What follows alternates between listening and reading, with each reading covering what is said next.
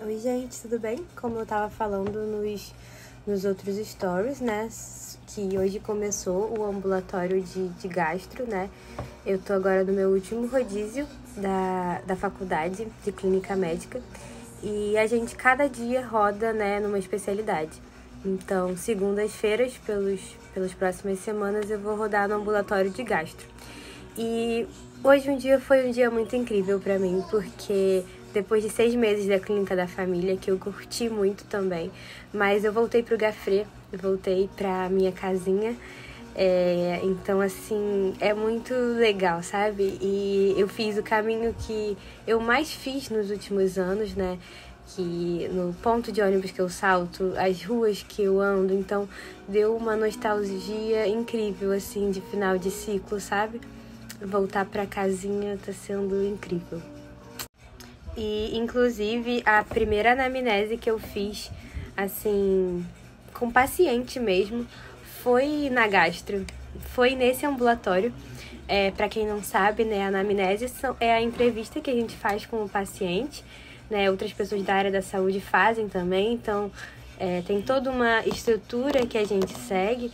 E eu lembro que essa primeira anamnese que eu fiz na gastro, eu tava super insegura e demorei pra caramba pra conseguir desenvolver. E hoje ter voltado pra esse ambulatório, hoje em dia, né, muito mais confiante, muito mais, assim, como se diz, tranquilo, né? Confiante mesmo é a palavra do que eu tô fazendo e perguntando. Isso foi muito especial pra mim. E, inclusive, né, eu lembro que naquela época, eu no quarto, quinto período, quando via os internos, né, os internos, para quem não é da área, né, o nosso final, os últimos anos, né, da medicina, a gente faz o internato, a partir do 9º período. Então, é 9º, 10º, 11º e 12º. Os últimos 2 anos, a gente praticamente não tem mais aula teórica. O principal são estágios que a gente faz supervisionados. Então, eu lembro que nessa minha época do quarto, quinto período, que eu via os internos super desenrolados, tocando o serviço e, enfim, eu falava assim, e explicando as coisas pra gente. Eu falei assim, caramba, um dia eu quero chegar nesse nível aí. Será que algum dia eu vou chegar nesse nível? Será que eu vou ser essa interna desenrolada assim? E aí hoje, quando eu vi esses alunos do quinto período, eu fiquei super animada para poder tentar transmitir um pouco do que eu aprendi, né? Então, aquele rascunho que eu mostrei para vocês foi eu rabiscando, né, mostrando para eles um pouquinho. Então, eu vou falar de forma bem básica inicialmente, que foi a forma que eu falei, né, com os internos que estavam lá. E esse primeiro momento o público vai ser, sei lá, gente, ainda sou uma blogueira iniciante. Então, vai ser pessoal que ainda é interno, pessoal que é estudante de medicina. Eu acho que vai ajudar vocês nisso. E os curiosos podem continuar por aí, porque eu vou falar de forma simples que dá para vocês entenderem também. A primeira coisa que eu falei com eles, né, por eles estarem num ambulatório de gastro, é uma das coisas mais simples que a gente faz, né, que não só quem é de gastro faz, mas é importante para todo médico generalista saber, que é você pedir exames laboratoriais para ver como que está o funcionamento do fígado. É o que a gente chama de função hepática. Então, assim, eu tenho até que dar uma revisada, né, especificamente do que cada um desses marcadores, né, representam, mas eu só quis mostrar para eles, por exemplo, eu quero pedir uma função hepática, o que eu peço? E aí vai ser o que eu vou mostrar aqui para vocês, da imagem.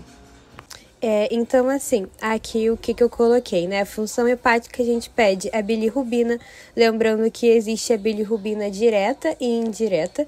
Isso, para quem ama pediatria, né, sabe o quanto isso é importante para caso de icterícia neonatal. Talvez algum dia eu possa trazer um conteúdo sobre isso, se vocês quiserem. E outras clássicas, né? TGO, TGP, fosfatase alcalina e gama GT. E aqui eu tinha esquecido, coloquei aqui no final, as proteínas totais. As proteínas totais são normalmente um pouco negligenciadas, mas até nesse score que eu vou falar depois, né, ele exige que tenha albumina para a gente classificar. Então, nesse caso, é importante, porque para a gente saber o nível sérico da albumina, a gente tem que pedir as proteínas totais, que aí a gente vai ter o valor da albumina e da globulina. Aí eu aproveitei para falar que hoje em dia não se chama mais TGO-TGP. Na prática, a gente acaba chamando de TGO-TGP, mas eles hoje em dia têm outros nomes, né? Tem outras siglas, na verdade, que é o AST e o ALT. Então, assim, o TGO o novo nome dele é AST. E o novo nome do TGP é ALT. E aí eu falei uma forma que eu uso, né, para poder lembrar dessa relação. É meio idiota, né, mas às vezes coisas idiotas ajudam a gente a lembrar. Eu sempre lembro de ghost. Aí você tem que lembrar um pouquinho do inglês, do fantasma, né, e pensar que aqui seria um ghost forçando a barra, sabe? Mas me ajuda a lembrar que TGO é o AST. E aqui, quando a gente dá uma pesquisada simples no Google de TGO-TGP, a gente já vê o nome dessas enzimas, né? Então, a AST, por exemplo, é uma sigla para espartato aminotransferase. E o TGP é uma sigla, né, para alanina aminotransferase. E aqui, como está falando, que são enzimas que podem ser dosadas no sangue e refletem o estado de funcionamento do fígado. Isso aqui, assim, eu só dei um Google, né? Só para lembrar especificamente o nome dessa enzima, porque eu não lembrava de cabeça. Mas, assim, a gente usa na prática muito mais TGO, TGP, AST, ALT. Então, assim, esses nomes específicos, dificilmente a gente fica, né, falando toda hora. Por isso que não tem problema quando a gente não sabe dar uma pesquisada rápida. Aí eu aproveitei para falar com eles um pouco de uma nomenclatura que a gente... Não é nomenclatura, não. Alguns jargões, né, médicos que o pessoal usa na prática e que eu lembro que na minha época do início da faculdade eram coisas que eu fui pegando, né, de tanto ouvir, mas que se a gente tem a oportunidade de passar para alguém que está no início, faz toda a diferença. Então eu falei que, por exemplo, é muito comum em cenários de discussão de caso clínico falar que um certo exame laboratorial está tocado. O que é isso? É que está um pouquinho só aumentado ou um pouquinho reduzido. Então eu dei um exemplo para eles de falar que a função hepática está um pouco tocado. Então o que significa isso? Que está um pouco aumentado ou um pouco reduzido. No caso da função hepática é mais comum que esteja um pouco aumentado, né? E isso a gente acaba pegando com a prática, se o tocado vai ser para cima ou para baixo. Então, eu dei o exemplo para eles, né, de um caso clínico para tornar isso mais palpável. E eu dei um exemplo do meu noivo. Desculpa, meu amor, vou te expor aqui. Mas que ele é, né, um jovem de 27 anos, masculino, né, enfim.